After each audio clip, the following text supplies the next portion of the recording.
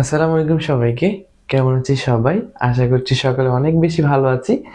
তো ম্যাথ হিরোর নতুন একটা ভিডিওতে সকলকে স্বাগত জানাচ্ছি। তো আজকে ক্যালকুলেটর ছাড়া পিএইচ নির্ণয় পর্ব 2, যেখানে শিখব যে কোনো ঘনমাত্রার জন্য আমরা পিএইচটা কিভাবে ক্যালকুলেটর ছাড়াই 5 সেকেন্ডের মধ্যে বলে দিতে পারি। তো চলো কথা না বাড়িয়ে শুরু করি।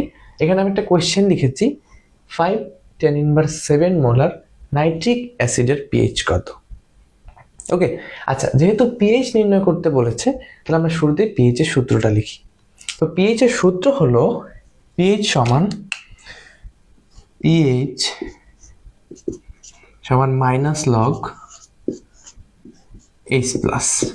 এইচ প্লাস আয়নের ঘনমাত্রা। যেহেতু এই অ্যাসিডটা একটা একক্ষারকীয় অ্যাসিড, সেহেতু এই ঘনমাত্রাটাই হবে এইচ প্লাসের ঘনমাত্রা। তাহলে আমি একটু যদি বসাই, মাইনাস লগ এইচ প্লাসের মান কত হবে? 5 10⁻7, 5 ইন্টু 10⁻7। এরপরে আমরা ডিরেক্ট আনসার লিখবো। আর আনসারটা কি হবে? ট্রিক্সটা হচ্ছে, এখানে যে আনসারটা আসবে সে আনসারটা হবে একটা দশমিক সংখ্যা। তো দশমিক সংখ্যার যে দশমিকটা থাকবে তার বাম পাশে থাকবে তার পূর্ণ সংখ্যা এবং ডান পাশে থাকবে কি? তার ভগ্নাংশ সংখ্যা। হ্যাঁ, তো পূর্ণ সংখ্যাটা হবে এখানে যে পাওয়ারটা থাকবে তার থেকে 1 কম। এখানে পাওয়ার কত? 7, তাহলে 1 কম করলে হবে কত?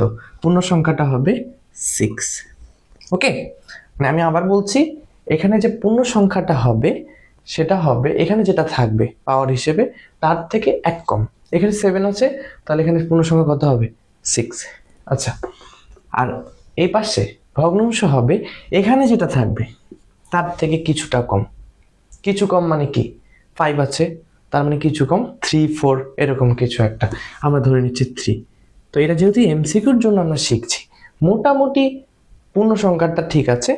এটা আমরা দেখে সিলেক্ট করব যে কোন অপশনটা সঠিক।